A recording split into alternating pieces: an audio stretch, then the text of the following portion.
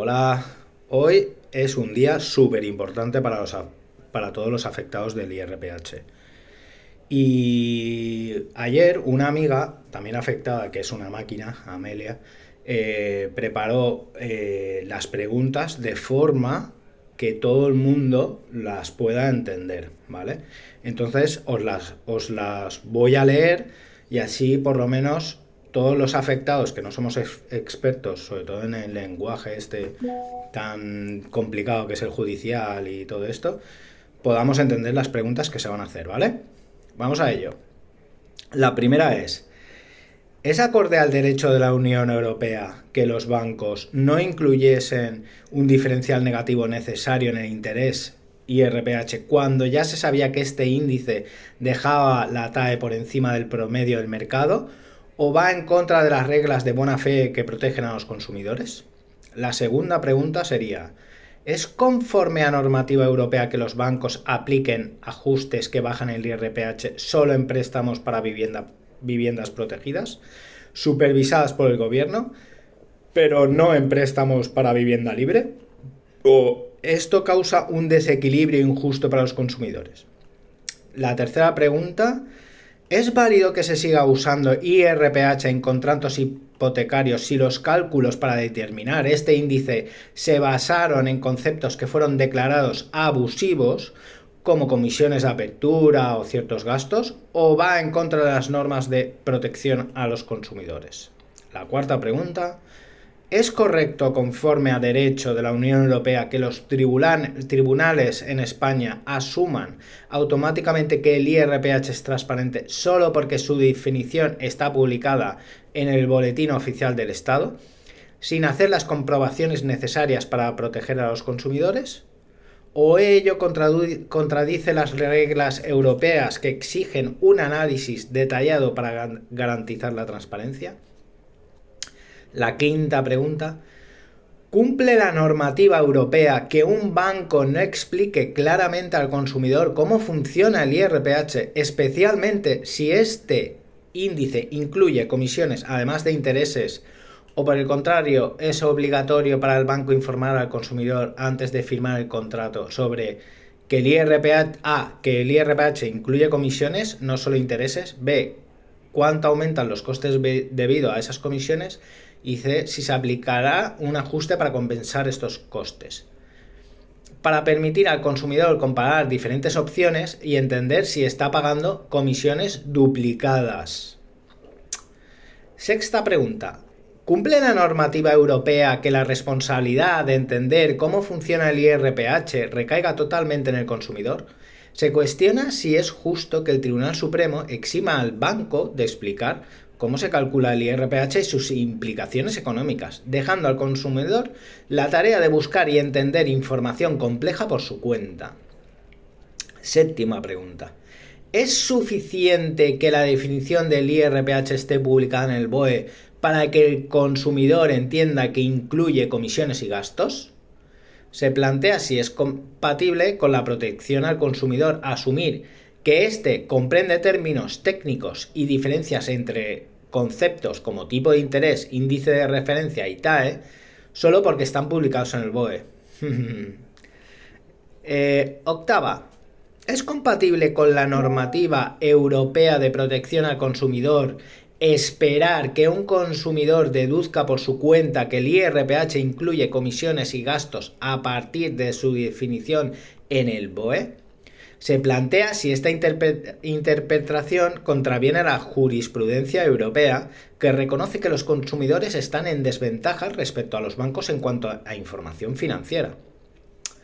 Novena pregunta: ¿debe interpretarse que la dispensa de la obligación del banco de incluir en los contratos la definición completa del índice de referencia que sirve para calcular el tipo de interés variable y entregar un folleto informativo en el que se recoja la evolución anterior de ese índice recogida en el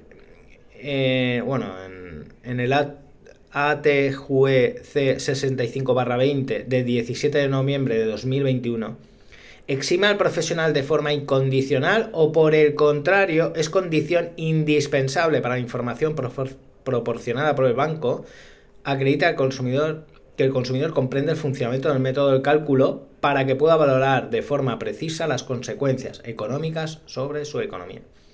10ª pregunta. ¿Debe el banco incluir la definición completa del índice y un folleto informativo si esto era obligatorio según la normativa española en el momento de firmar el contrato?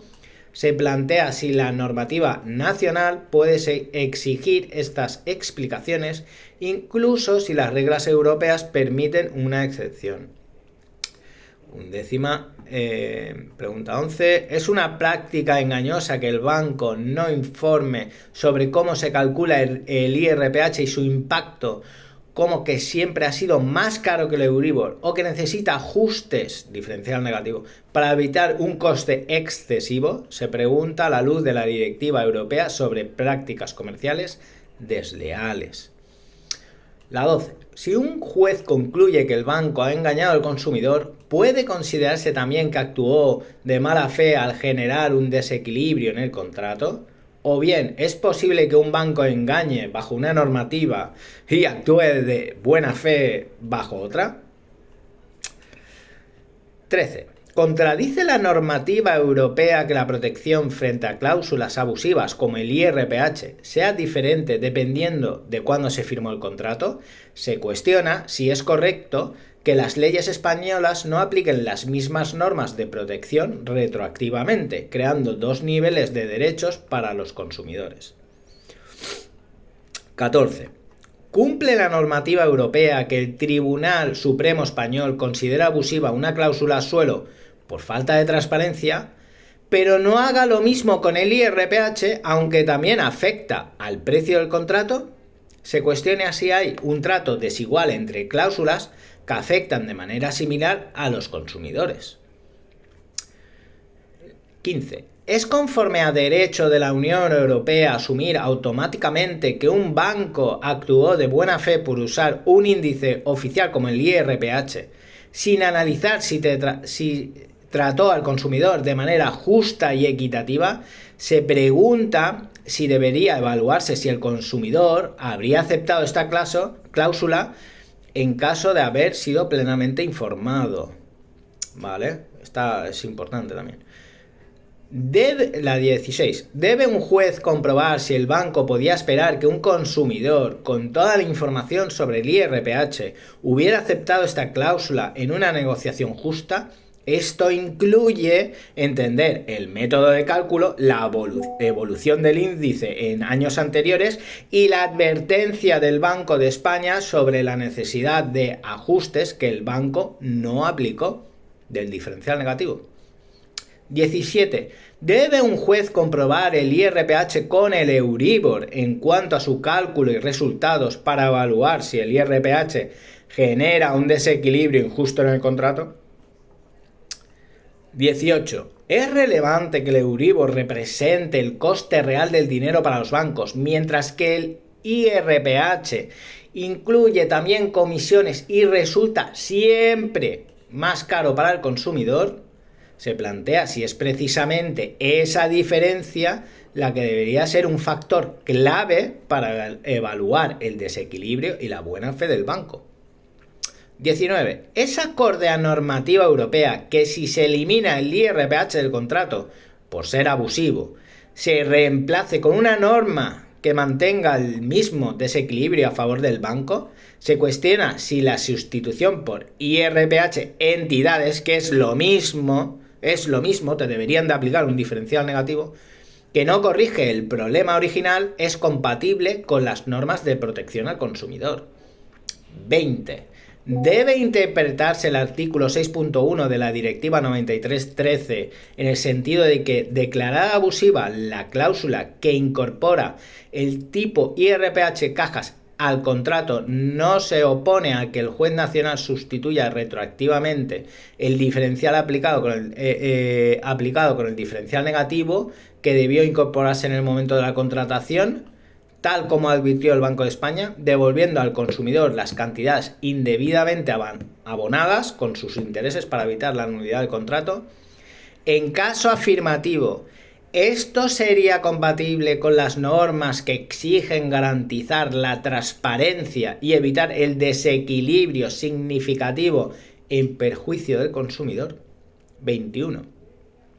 Es contrario al artículo 7.1 de la Directiva 93/13 que, declarada abusiva la cláusula IRPH y declarando nulo el contrato por imposibilidad de subsistencia tras su expulsión, se apliquen los efectos del artículo 1303 del Código Civil, permitiendo al infractor recuperar la totalidad de lo prestado con intereses legales superiores a los recogidos en el contrato y aplicables desde el primer día, beneficiándose así al infractor en detrimento del consumidor.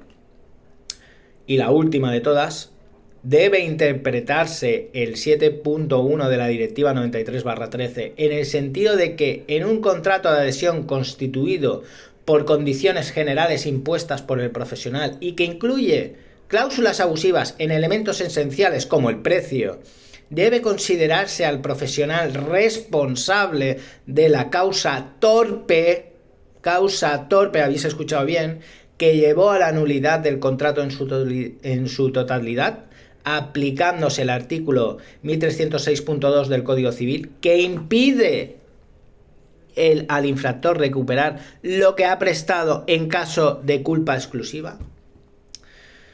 Pues nada, es un poco complicado, lo sé, pero bueno, más o menos podemos, con cómo lo ha hecho Amelia, podemos entender un poco las preguntas, ¿vale? Y bueno, deja de relieve que cualquiera de estas preguntas que son de sí o no van a destruir el IRPH, ¿vale? Muchas de ellas están enfocadas hacia la buena fe, ¿vale? Que era lo que explicaba en el hilo que hice hace 2 días, que es lo que ha utilizado el Supremo y algunos jueces y audiencias provinciales para decir que no hubo transparencia, porque es verdad que no hubo transparencia, pero que sí hubo buena fe solo porque aplicaron un índice oficial. Lo que pasa es que en estas preguntas se puede ver que no hubo buena fe. O sea, lo que va a preguntar es si hubo o no hubo buena fe. Dejándolo claro, es como lo dice yo en el hilo. ¿Cómo puede haber buena fe si a ti te ocultan cómo se calcula el IRPH, lo más importante que son TAE, haciéndote confundir o engañar? Desde mi punto de vista es engañar, haciéndote creer que vas a coger la media de los índices, y además te remiten a una circular donde no está ni cómo se calcula ni la definición completa del IRPH, pero además donde no está la advertencia más importante que la hizo el Banco de España y los supervisores sobre el IRPH, que había que aplicar un diferencial negativo. Y eso también te lo ocultaban. Entonces, yo creo que este es el fin del IRPH y bueno, lo veremos en unos minutos, ¿vale? Bueno, voy a verlo, que no me lo quiero perder. Venga, chicos, mucha suerte y fuerza a todos. ¡Vamos!